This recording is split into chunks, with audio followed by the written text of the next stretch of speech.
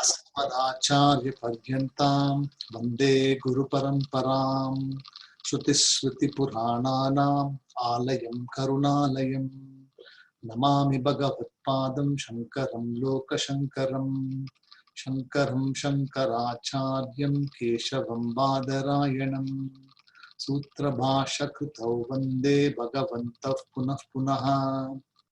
ओम सहना भवतु सहनौ भुनक्तु सह वीर्यं करवावहै तेजस्विनावधीतमस्तु मा विद्विषावहै।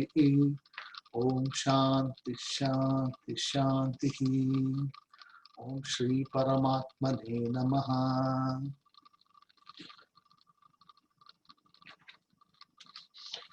As we all know, we are in chapter 13 of the Bhagavad Gita. The topic is Kshetram Kshetragya Vibhaga Yoga, or the knowledge of the Kshetram, the field, and Kshetragya, the indweller of the field. And knowing the difference between the field, the body, and the indweller of the body. So as we started looking in the last few weeks, we covered so many aspects of the values which Krishna has given us for a person to develop the qualities required for Atmajnana. So for Atmajnanam, or knowing the Kshetragya, there are some preparatory work one has to do. And we saw around 35 qualities. We saw Manitvam, Adambitvam, Arjavam, Shaucham, Acharya Upasanam, Aniketaha, Asangaha.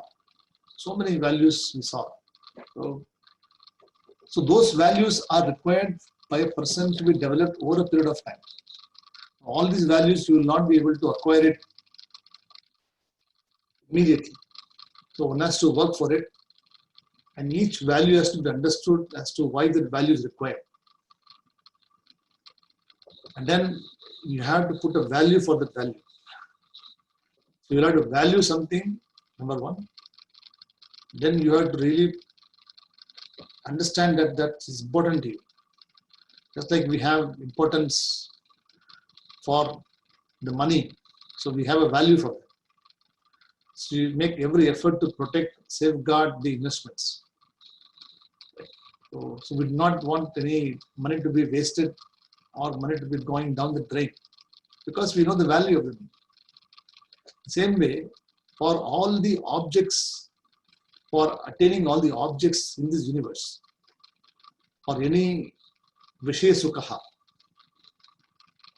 that is materialistic objects which you want to achieve, for that we know the values.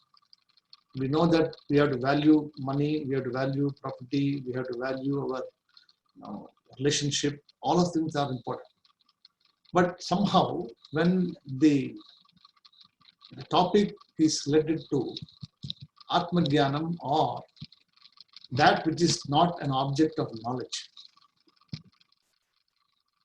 so that which cannot be studied through any other means.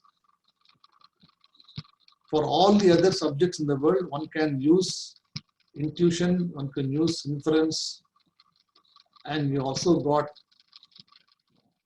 Paroksha Jnanam, Aparoksha Jnanam to have. So one can see things, one can interpret. There are other means of knowledge available also, by which one can understand about the objects. But when the knowledge is about the subject itself, that means the person who is supposed to be the known, then it becomes more difficult. because there is no other pramanam available out there which can tell you what it is. So you have to depend only on the Shastram or the Vedantic text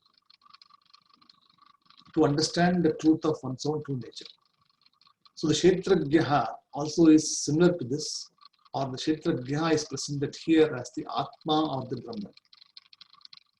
So to understand that, one needs to know what is Kshetrajnaha. So that is what is the topic of the discussion from verse number 12. So he talks about what is Jneyam. So there are three things to be known. Jnata, the knower.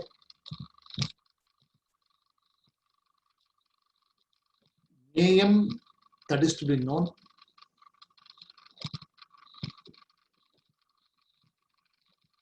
And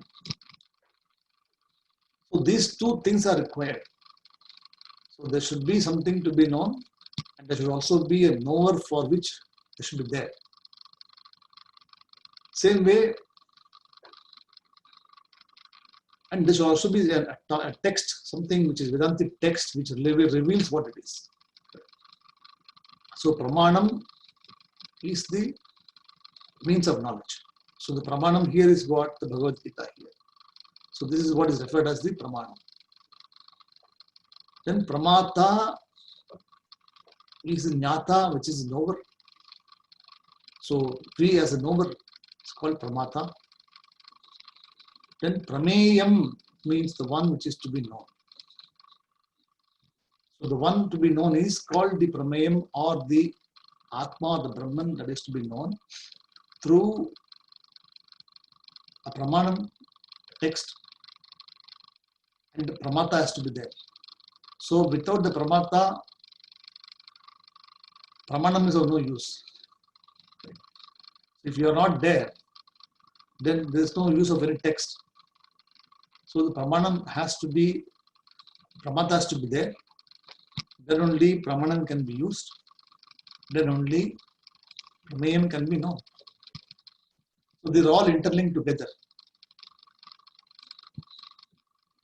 So here he talks about the subject matter is called Brahman, Atma. And he says here that I am going to now elucidate or talk about this Jneyam, this Kshetrajnaha to be known very clearly to you. Then it starts to give different views. But what is this Kshetrajnaha?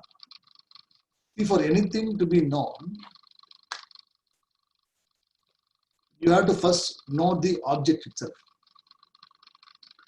So you must have an idea about the object. If I say cow vritti, first of all you should have. First of all, you should have first seen a cow. If you have not seen a cow before, in any form, even in TV or anywhere at all, it is of no use to you because you will not understand what I'm talking about. But so a cow can be a word, it's a word, and it indicates an object of knowledge. And it is an object which is in the universe. Same way, tree also is an object of knowledge. So the tree vritti has to rise within you. Vritti means the thought. So the tree thought has to rise within you. Then only the tree thought comes in, as a cognition comes in there. Then only the cognition takes place. So if the vritti is not there or thought is not there, then the words also will not come to you. So for a word to come out of your mouth, there should be a vritti. There should be a cognition. So cognition can be of any type. It can be for any object of knowledge. And for the cognition to happen,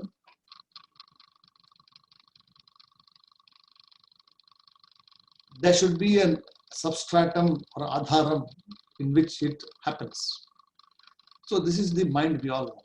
So cognition happens in the mind, right? Now, is the mind absolutely true? Is it like a absolute reality, or is it a relative reality? The mind is termed as relative reality, not the satyam, because the mind itself doesn't have an existence of its own. So any object which has got no independent existence cannot be taken as satyam. So it is actually called asat, or that which is not the truth. Another name also is called mithya. So mithya is a word in the Vedantic text we use to describe an object which is not the truth, but it appears to be as the truth. Like this universe. The universe which we see every day, we enjoy this world. It appears to be true. And nobody can deny that I'm not experiencing this universe.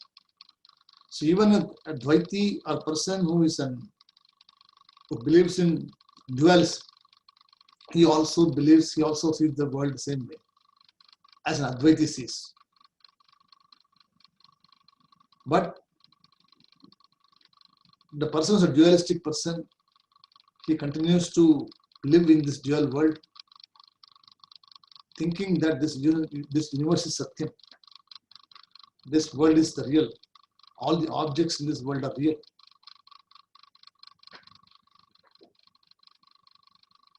Thereby he becomes the karta, he becomes the bhokta as well. He becomes a doer, and he also becomes the enjoyer of this universe. The same vision is actually seen by the Advaiti as well. But the Advaiti now sees also the world, and he or she also sees the world and its truth. The world cannot exist without the knower. So knower is us. So we are the knowers. And that knowing is a cognition. So to know something is a vritti. And the vritti is rising in the mind of the knower. So during daytime, when we see, right now we are in the waking state, we are able to see all the objects, and we are able to cognize, we are able to recognize, we can see each other, we can transact. So this is jnana. This is purna. This is jnanam is there. There is knowledge being manifest. Because the mind is functional, vrittis are rising, thoughts are rising, thoughts give rise to the sensory powers. Sensory powers actually give rise to sensory organs, and they go and execute the job in the same order. Sensory organs come and report to the sensory powers, the mind, and then the whole. It is so fast that you would not know which comes first. So they are all happening at the same time simultaneously. And we can do multiple tasks, we can do multiple thoughts can come to us. So while we are in one thought, another thought may come. Again, we can go to the previous thought. So these things happen all the time. But the thought itself, or the source of the thought is the mind. The mind itself is actually inert by nature. It's called jadaha. So jadatvam means that which is inert by nature, it doesn't have existence of its own. Why do we say this? Because in the waking state, our mind is fully active. When we go to deep sleep state, or when we are asleep, fast asleep, this particular mind we talk about, which was fully functional during daytime, is not available for recognition anymore. So if the mind was the Satyam, mind was the truth, or Sat, then the mind also should be functioning 24/7. But we know that the mind cannot function 24/7 because at some point of time we fall asleep. And when we fall asleep, we do not even know we exist there or not. Our own existence as a knower is not there. So the knower which is there now is no longer there in deep sleep state. So because the knower is not there, this universe is not there for you. So where was this universe? Was this universe outside of you or inside of you? See, if outside of you, then you should be seeing exactly the same, everything same. So all these objects which you see, they are nothing but your cognition. They are your vrittis, thoughts, which are, you are able to see this universe. The same universe again goes back into same consciousness of the Atma or the Brahman when you go to deep sleep state. So it becomes manifest due to the action of knowing, and again becomes unmanifest due to the action of resolve. So it gets resolved in the consciousness of the Paramatma. So understanding this is difficult. Because what Shastram says, so I'm giving you a background so that before we go to the verse, so understand what we talk about. Shastram says that this particular Atma or the Kshetrajna cannot be known by any other means. So even thought cannot go there, speech cannot go there, eyes cannot go there, mind cannot go there. All of them, anything cannot go there. It means it is something which is not comprehensible by any other object of knowledge.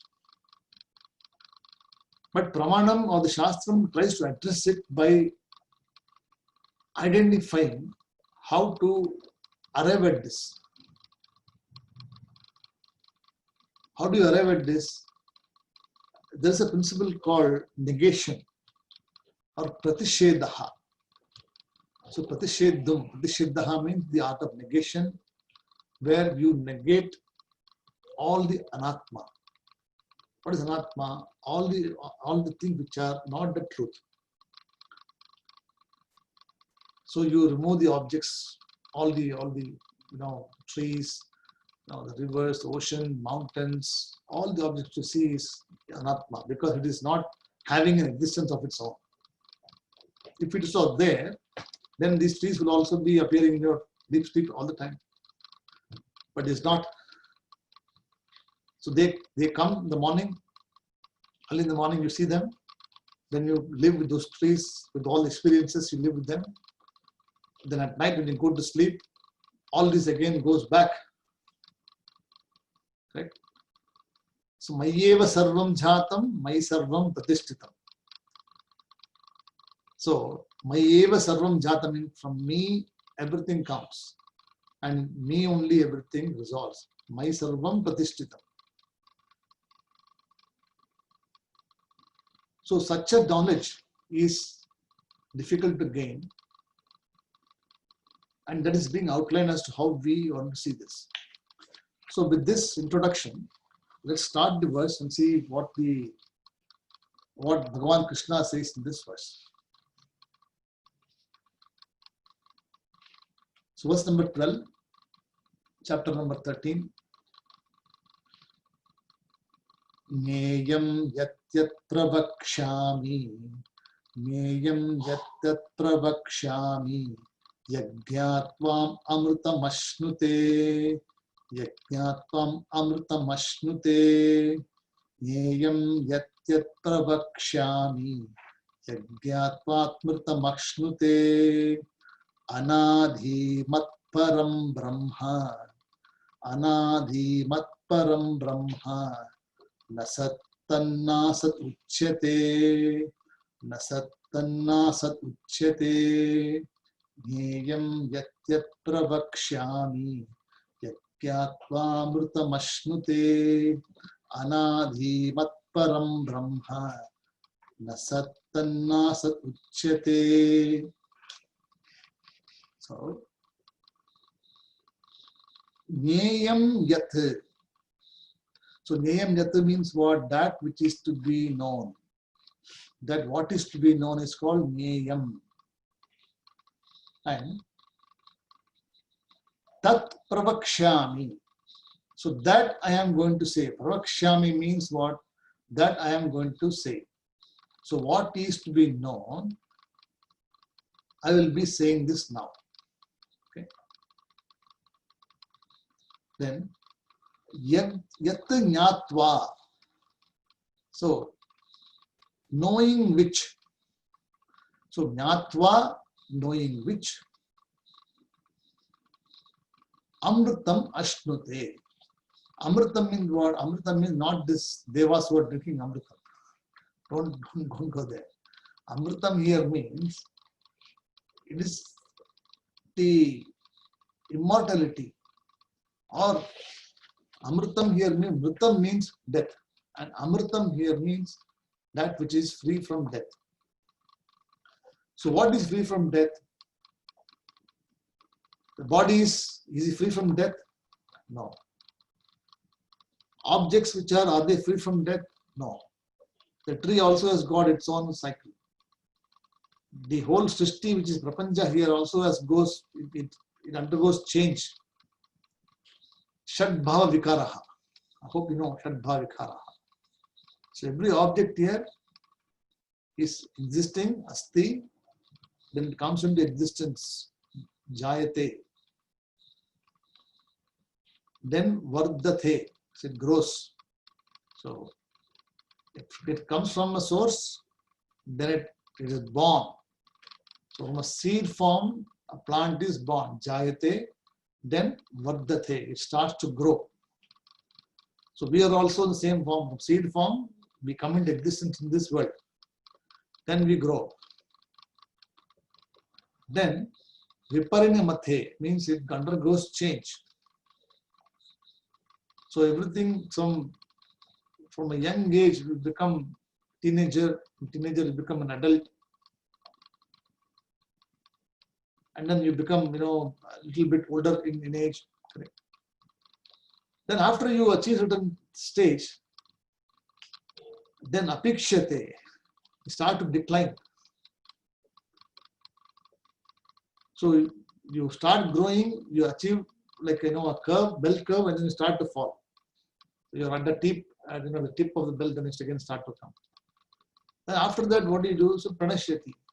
So after you apikshyate and start to fall, then finally one day it's finished. So every object in this universe has got the same thing. It can be any object you see. It has got, you can apply the same thing as it comes into existence. It increases or it grows. Then fine day it will also become older, and then one day it will disappear. And again something else will come. So this is the cycle Shad Bhava Vikaraha. Shad Bhavaha means what? There are 6 different changes, aspects. So Vikaraha means those changes which are there. But there is something which does not undergo any change. There's something which doesn't undergo any change, which is the Atma or the consciousness. Example, when you were a small boy or small girl, you would have remembered, you have done so many activities, and you have been traversing along in different ages of your life.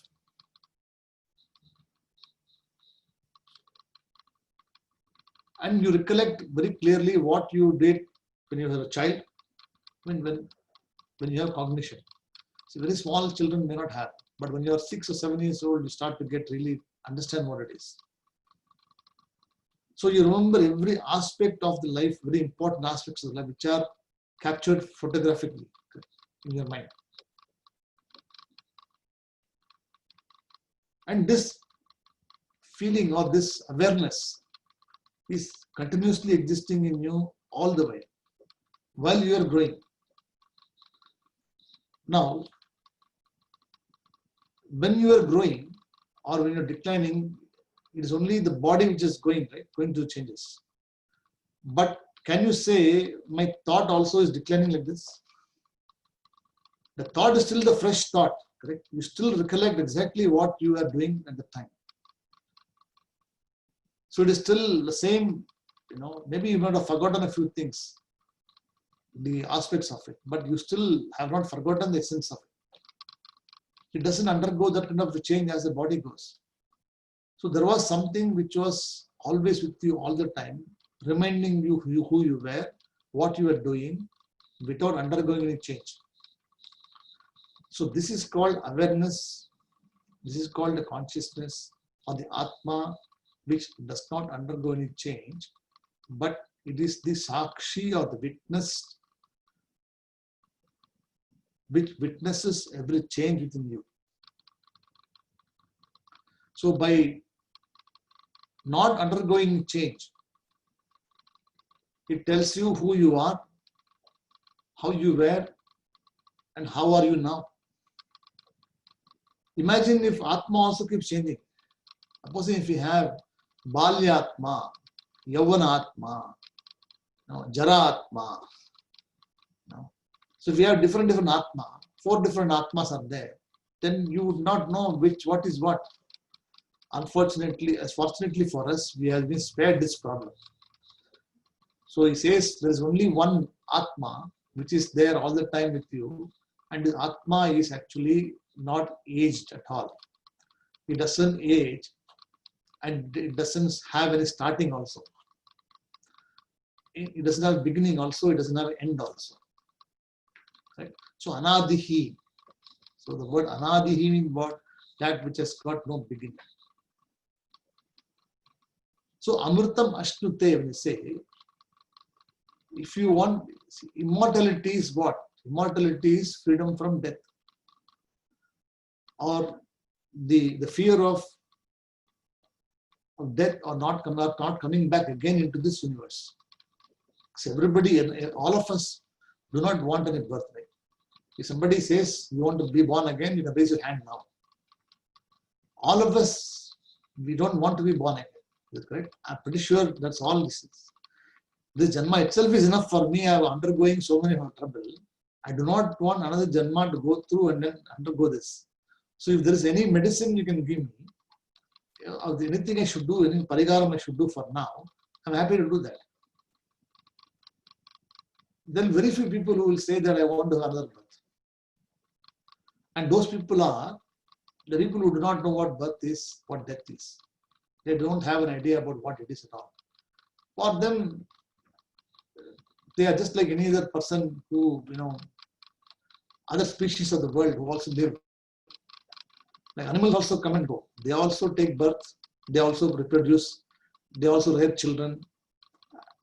One day they die. They hand over the property to the children, and they rule the kingdom. They also again get up same thing. It continues. So they are not interested to know about birth and death because they are not applicable for them.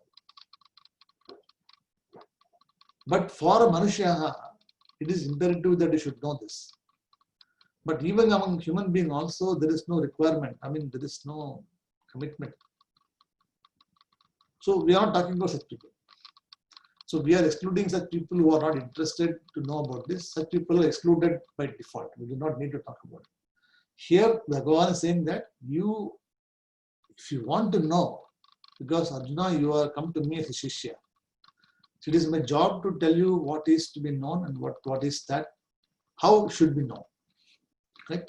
So, Nyayam Yatyat Tat Pravakshyami Yatyatva Amritam Ashnute.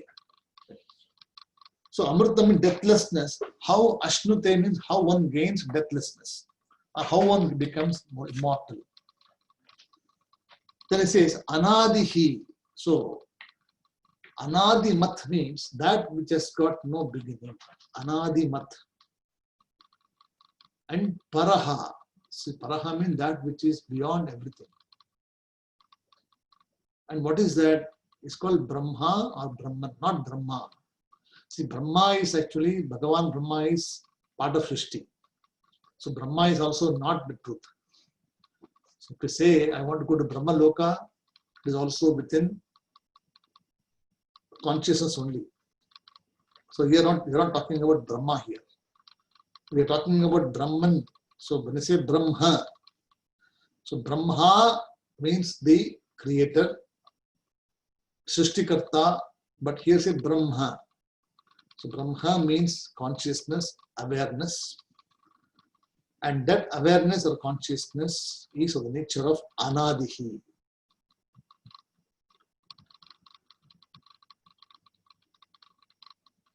Then it is also called Param, limitless. That which is of the nature of limitlessness. And that which is na sat. Brahma na sat. Between what? It is neither it is not existent as well as not non-existent. Sitan asat uchyate. So it is neither not existent and also you cannot call it existent also. So it cannot be negated. So we need to look at this little bit more detail, what it means as existence. So if you want to know what is Sat, you need to know first what is Sat, then only we can know what is Asat. So using the definition of Sat, one can arrive at what is Asat. So what is existence? That which is not a property of the universe. So you can write down, there will be a lot of points I'm giving you. Existence is that it is not a property of the universe. That means it is you cannot find existence or look for some called existence. Because whatever is here is existence. Anything which you see, including the physical body, also is existence.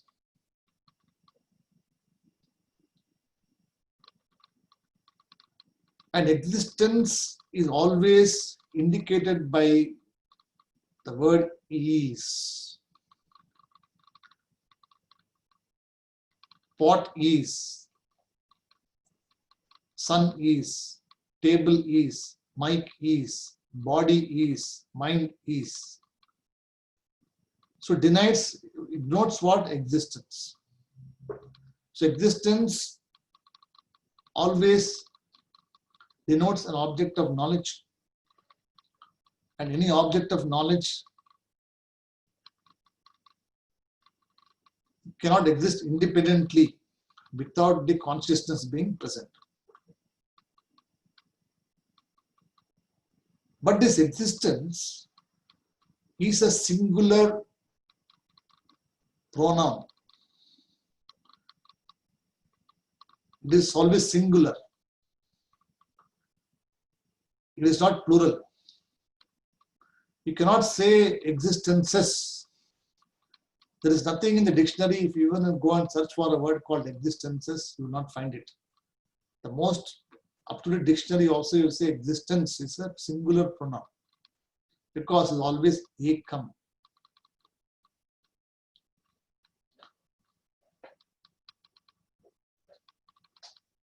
And this existence is different from every object also. That means these objects which you see in the universe, including the physical body, this particular body which we have, body mentions complex, is revealed by this consciousness. So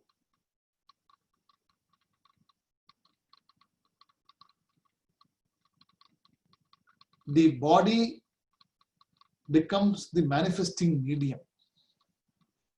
So manifesting medium means, let us take example of a mirror. Let us say that you are the person who is looking into the mirror, and you see a reflection of yourself in the mirror, correct? So you are the person as a knower. In the mirror is the medium, and the reflection you see in the mirror also is reflection, is a you, correct? Now, which one is Satyam?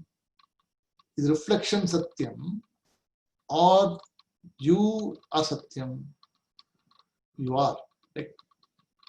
How do you say this? Because if I take the mirror away, which is the reflecting medium,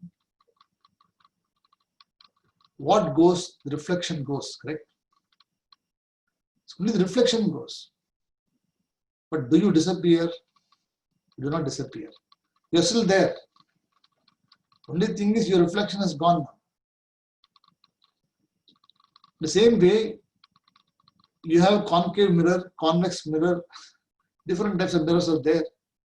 And you see yourself in the mirror, and it will give you different projections of how you are. Somebody is tall, somebody is fat, someone has dwarf-like things.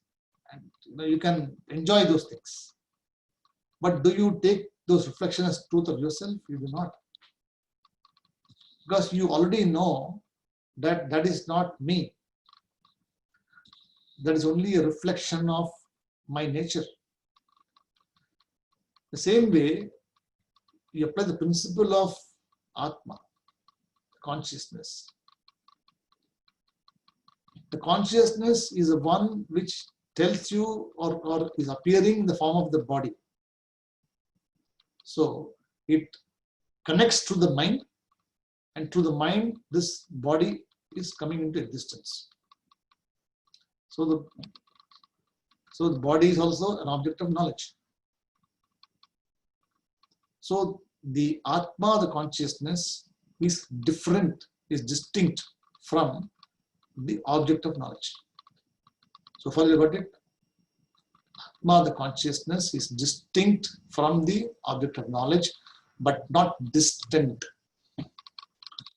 How much distance is there between the pencil in the light? Is there distance? There's no distance. Because in the light and pencil, they are seen. But this is not light. The pencil is an object, and the pencil only is reflected in light. If I switch off the light, is the pencil there or not? It's still there. But you do not see it because the reflecting medium light is not there. Correct? And because light is not there, you conclude to say that it is not there. Same way, because the body is not functioning, because the body is not active, mind is not active, we come to a conclusion that there is nothing existing here. But there is always existence in the form of consciousness or that which is unmanifest. That's what it says here. So existence is distinct from every object. Vinnaha, distinct. Okay. Then existence or consciousness pervades in entirety. So when I say pervades, means it actually illumines everything. So when you switch on the light, can you tell the light not to illumine certain aspects of it? When you put the light, every object in your room is visible, correct? Every object. It doesn't distinguish between this object, that object. It brings into light whatever objects are available for manifestation. So in Sanskrit it's called Sarvagataha. Sarvagatham, that which pervades everything, called Sarvagatham.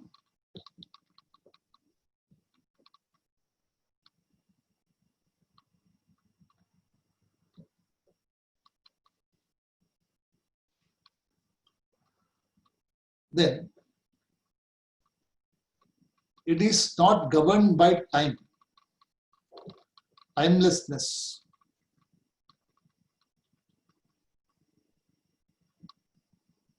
Why do you say timelessness? Because it is always available with you all the time. There is never a time it is not available. In waking state, it is available as what you are now. In the dream state, it is also available as the dreamer. Correct? The dream also is very much there because you know you're dreaming. You know that. Then when you go to deep sleep also, it is still there as the turiyaha, or the fourth state. It is not known to you. When you wake up in the morning, you are able to recollect, yes, I slept well, or I didn't sleep well. So without knowing who was there, you went to sleep, but in the morning when you wake up, you had an idea that yes, I know that I didn't sleep well, or I had this dream. But you are not able to, you don't want to believe the dream as Satyam, because you don't want to take the dream as Satyam, correct?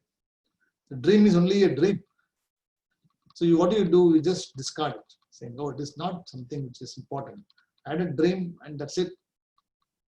And I didn't sleep well. Yes, I know I didn't sleep well. So there was somebody with you, unknowingly sitting with you all the time. So the waking state is with you now. Dream state also, the person is there. And in the deep sleep state also, he is there. So this particular thing, which is not, you cannot see it, you cannot touch it, you cannot cut it, is called consciousness, which cannot be known that easily. You cannot understand what it is, but you can surmise, or you can assume by the way you are performing the transactions. So existence or consciousness is ekaha, is always single. There cannot be something called consciousness, awareness, existences. Correct? In the dictionary, there is no word called awarenesses. Consciousness is not there. Consciousness, awareness, existence is there. It's always singular, ekaha. So always one. Then that which is nityam, always available, always, nityaha means always available. There's never a time when Atma or consciousness is not available, nityam. Then nirakaraha. Nirakaram means, akaram means shape, and nirakaram means that which doesn't have any attributes of shape. So the Atma, the consciousness, is not something which you can capture in a bucket of water, or you can capture saying that this is the Atma, and here it is. Everything else you can capture and give it to the person, correct? Any other object you can physically measure it, you can hold it, you can touch it, and you can give it to somebody. But if somebody says, give me your Atma, say, or consciousness, say, how can I give it? I myself don't know where it is. So if you don't know where it is, how can you give it to somebody? It's called nirakaraha. So it's attributeless, you cannot attribute it. Then asangaha. Asangatvam means that which is not connected with anything. Asangaha.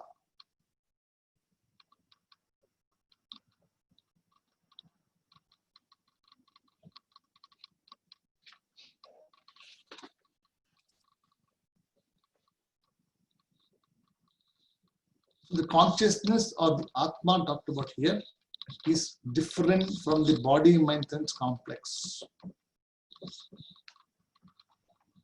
It continues to survive even after the body has departed. So consciousness doesn't have any death, it doesn't have any old age, it doesn't have any disease, it doesn't have any death. Why? Because all these features called Amritam Ashnute. Amritam Ashnute, for that I have to give you this Vyakhyanam, this elaboration. So immortality, how will you become immortal? Immortality can be achieved only when you have all these qualities. Akaraha, shape, attributes. So the body has got attributes. So it cannot be consciousness. Right? Ekam, not possible. Because there are multiple bodies out there. So many jivas are out there, it cannot be possible. Right? Then,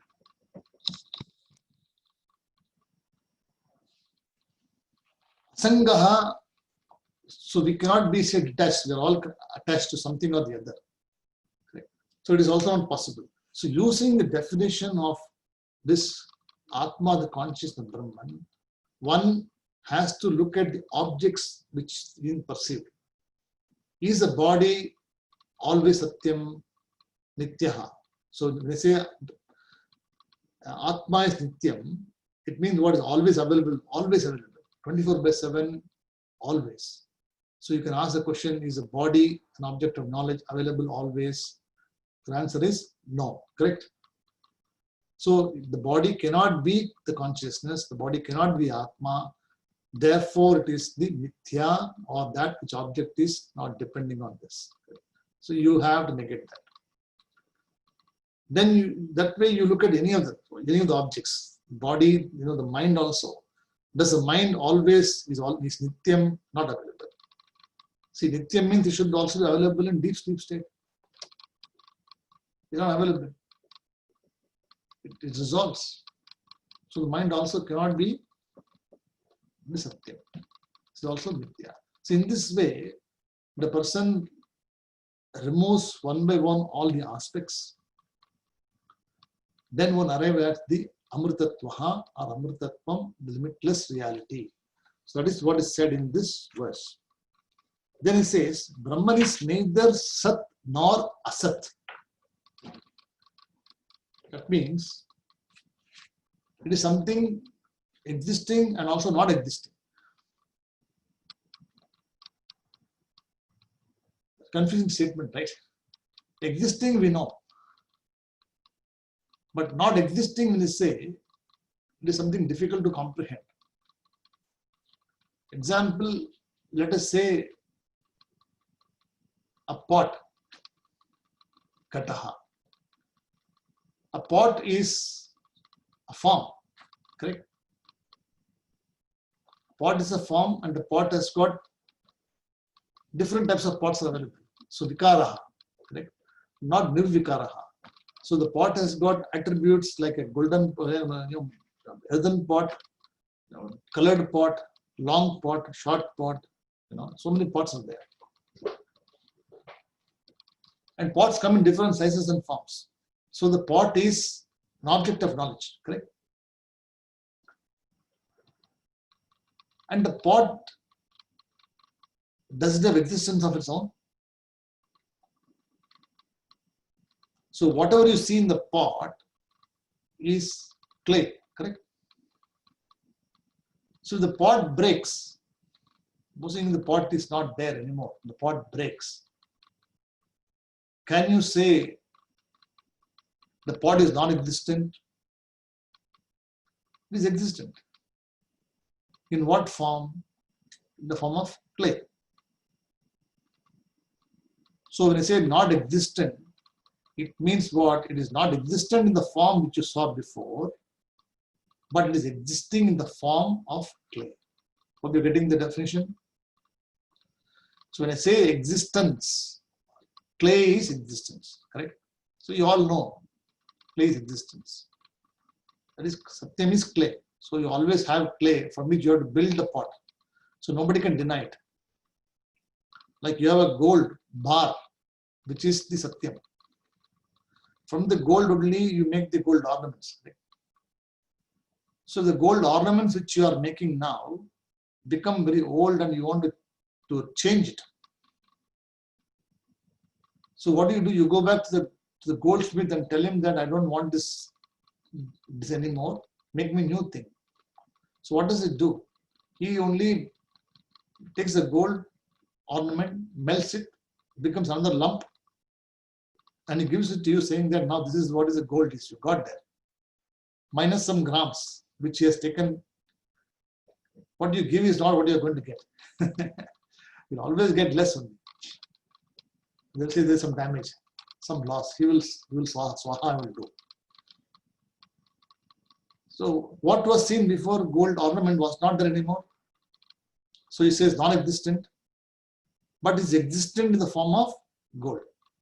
So it continues to have existence irrespective of the object being there or not there. Is it correct? Hope you are following.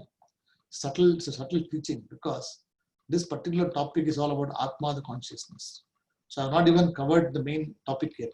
I'm just preparing you for this verse so that subsequent topics become easier.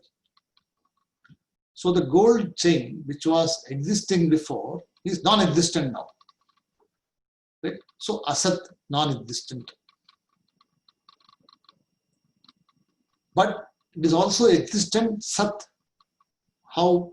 Because it is continuing to exist in the form of gold. Correct?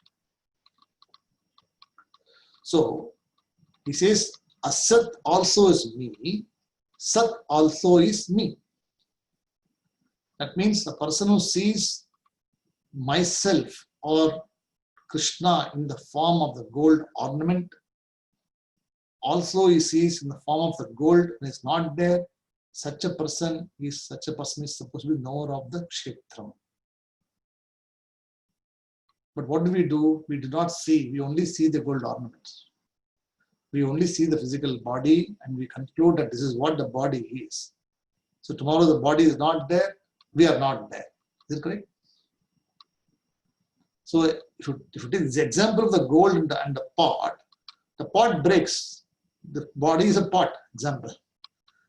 The pot breaks, so what remains is a clay, correct? So does the clay disappear? The clay continues to exist in an unmanifest form. Again, somebody, Srishtikarta or the person who makes the pot maker, he again collects all the pot and he makes another pot. So another pot comes in existence. So now the same pot which was not existent before came into existence. So was there anything created? Only modified, correct? So the pot was only existing in the clay form. It got modified or it got manifested into a pot form. Hope you're getting it, right? The clay which was in the clay form, Kaliban, it was existing in a clay form, undifferentiated, everything was there. The knowledge of the pot, the shape of the pot maker's intelligence, everything was in the pot itself, correct? In the clay itself. So if I give somebody, a gold biscuit to a goldsmith, he will tell you that from this gold I can make you two rings, or two bangles, one necklace. He'll give you all these things. But you do not see it because you do not have the knowledge to see that. But he has got the jnanam to see that. So you say, how do you see it? He said, that is something which I know, because now without the gold, he cannot come to this, he cannot have it, right? If you don't give him the gold, will he have jnanam? We do not know. Right? So unless you show him the gold biscuit or the gold bar, then only he will tell you that, yes, I can make this. So his knowledge or his skill is dependent upon the object of knowledge called the gold. Is that correct? So his skill also is variable. His knowledge also is variable because it is not is dependent on one adharam called the gold. So the knowledge of creating the ornament was present in the gold itself. It was not present with the goldsmith, because he has to first see, then only he will know. But this continues to exist in the form of gold. So then the same gold now, from just a distance from one particular thing, it now becomes manifest into multiple things. So ornaments, different types of jewelry, different types, you can see that. Same way, from one Atma, one consciousness, all the jivas which you see here, all of us, we all came into existence in different forms, sizes, and shapes. So just as in the gold, ornament also is removed. We are also going to go one day. But in case of object of knowledge, we say what? Gold is still there, correct? But when coming to our own physical body, what do we say? We are not there anymore. The person is not there means what? The person is not there in terms of the manifesting knowledge, correct? But you continue to exist as unmanifest consciousness, because the particular manifesting medium called a body is no longer there. What you're getting, right? The manifesting medium body is no longer there. Thereby, knowledge cannot manifest itself. Just because knowledge cannot manifest itself, can we conclude knowledge is not there? We cannot. Knowledge is very much there. Just as when you look at your mirror, the mirror is a reflecting medium. The same way, Atma is consciousness, is a Satyam, and the body is a reflecting medium. You take the mirror away, reflection is gone, correct? But you continue to exist as the Satyam. The same way, when the physical body is also gone, the Atma, the consciousness, continues to exist in unmanifest form. It is not manifest yet. So you cannot say it is non-existent. Okay. So what he says here, it is not asat, not non-existent. It is existent. You cannot say it is not existing. It is existing in some other form. Correct?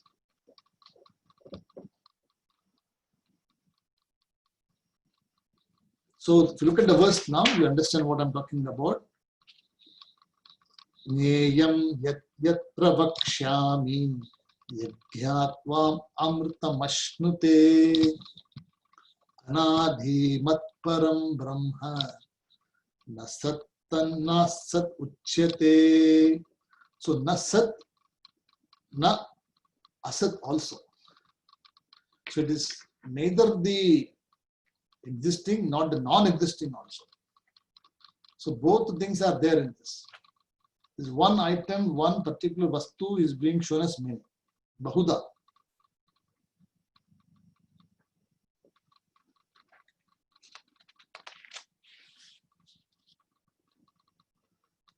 So the concluding thing is, Atma is not something which you can perceive.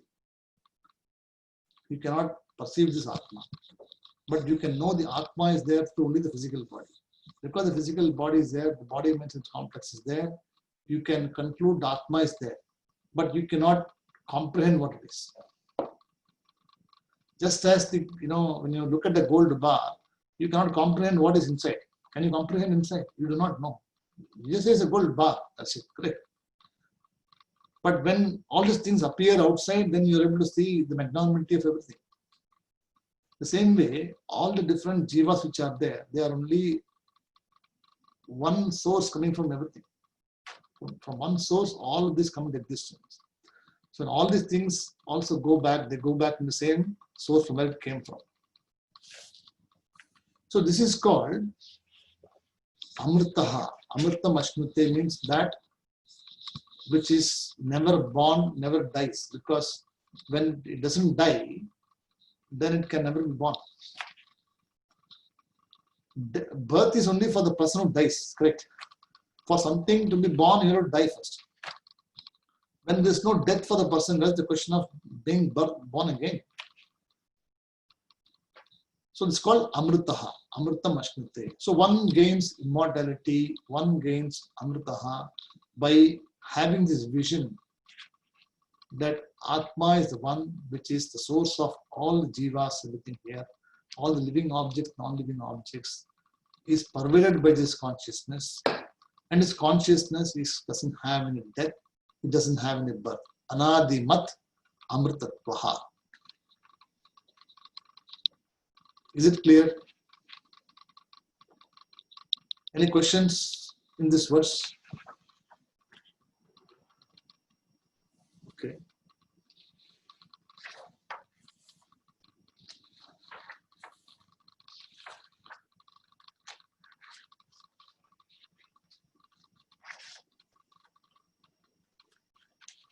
See, next verse, number 14, also is a very long verse. So I will probably cover that in the next class because we need to do a lot of elaboration and deliberation on the topic also. But I will introduce the topic to you so that you know what it is. Sarvendriya guna bhasam, Sarvendriya guna bhasam, Sarvendriya vivarjitam, Sarvendriya vivarjitam, Sarvendriya guna bhasam, Sarvendriya vivarjitam, Asaktam sarva brischaiva, Asaktam sarva brischaiva, Nirgunam guna bhoktrucha, Nirgunam guna bhoktrucha, Sarvendriya guna bhasam, Sarvendriya vivarjitam, Asaktam sarva brischaiva, Nirgunam guna bhoktrucha. Yes, Sridharji. We haven't done 13. Oh, we haven't done 13? Sorry. We were in, sorry, skipped one verse. 13 is, 13 is a very important verse. We can look at this.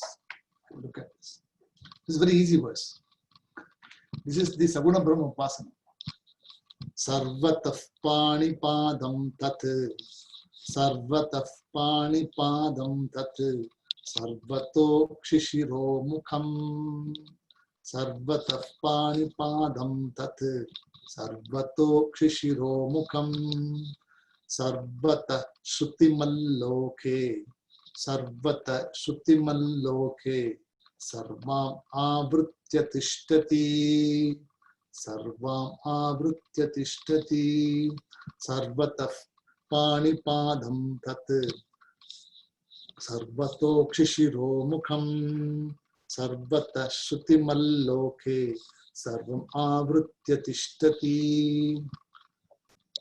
So here it talks about the Brahma or the Atma is the Upadhi for all the beings. I covered this already in the class, in the previous topic. So Brahma is supposed to be the Upadhi for all the beings. So when I said the consciousness is the one which is appearing as many jivas or the one manifesting medium, so the same consciousness appears as many due to the manifesting medium called Upadhihi. So the manifesting medium is called Upadhihi.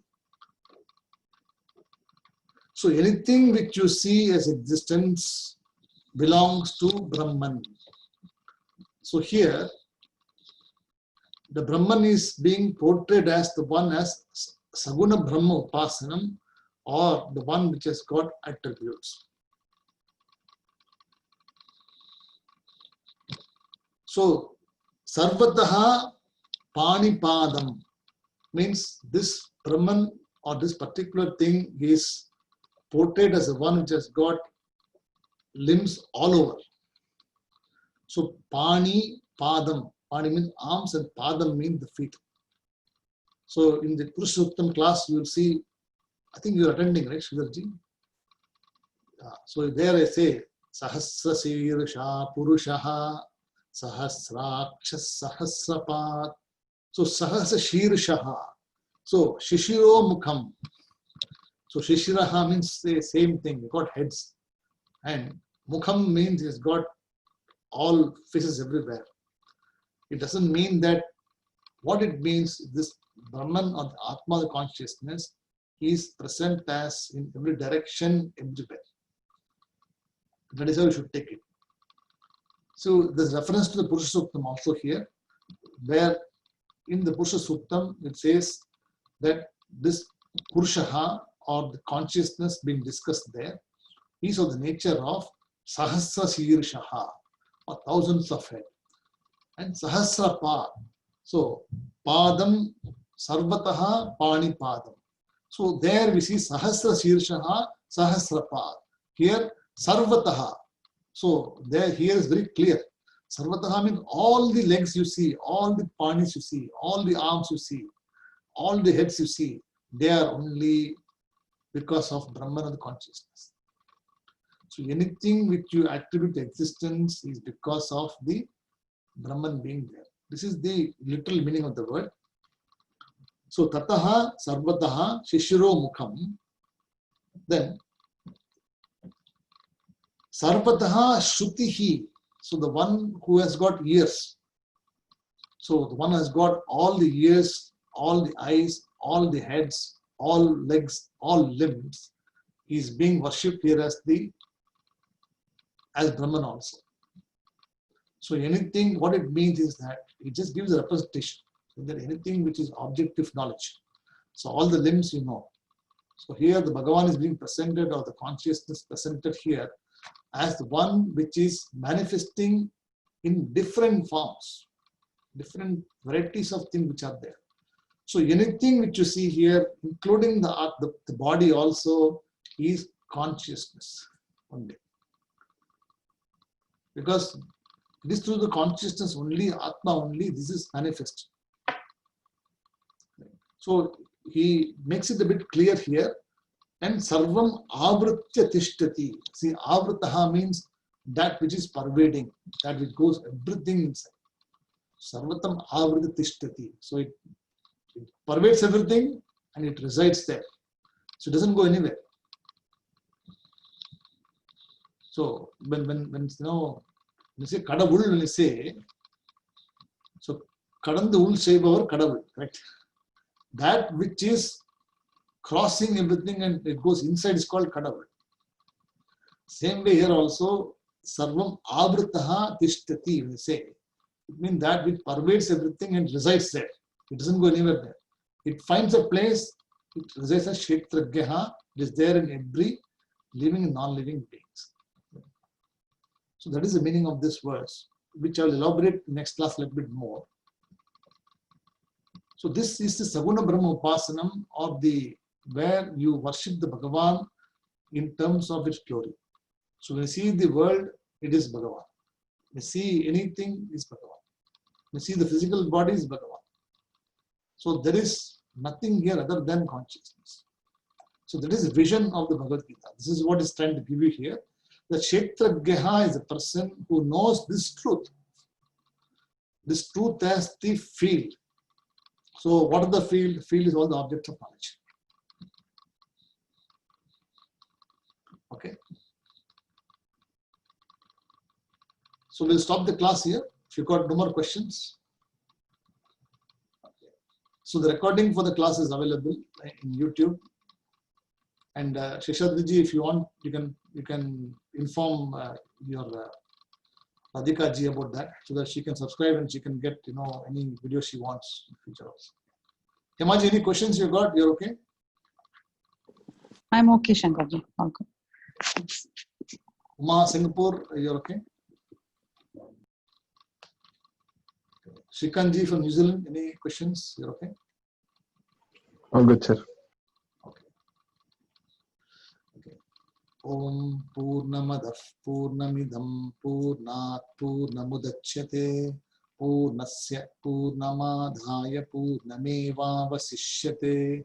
Om Shanti Shanti Shanti Harihi Om Tatsat Shri Gurubhyo Namaha Harihi Om. Namaste. Shubhratri to all of you. Hari.